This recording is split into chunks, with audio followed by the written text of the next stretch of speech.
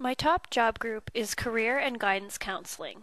As you can see in the top job group section, there are a lot of helpful resources for the job search process.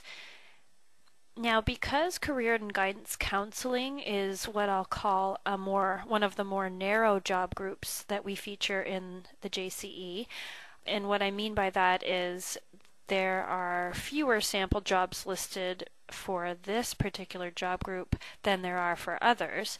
I'm going to focus on my second job group, which is social service and mental health. I'm going to start with the chart in the sidebar of this page under the Keep in Mind heading. What this chart does on the side is list how the students' basic interests match up with their scores on this job group. So it just reinforces this profile match that we've been talking about. In order to receive a high score on the top job group, you have to be interested in the various basic interests listed in this box. So as you can see, on social service, teaching, social science, and technical writing, I received scores that are very high. And on elementary education, I also received a high score. So these similarities help reinforce the reasons why this job group appeared in my top 3. The top job group pages provide a lot of information that can be really helpful in career planning.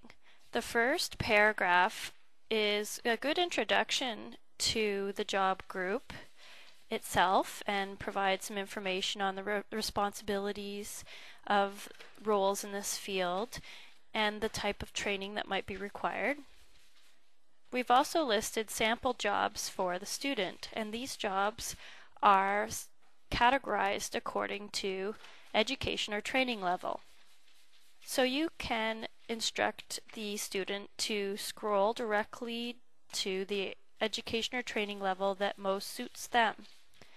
It's always helpful, as I'm sure you would agree, to have them explore different training levels because they may be able to learn some important things. They may have some misconceptions about what type of training is required for the job that they're interested in. So it's not a bad idea to scan at least 2 of these different levels, but we hope these categories are helpful in narrowing the job search for the student.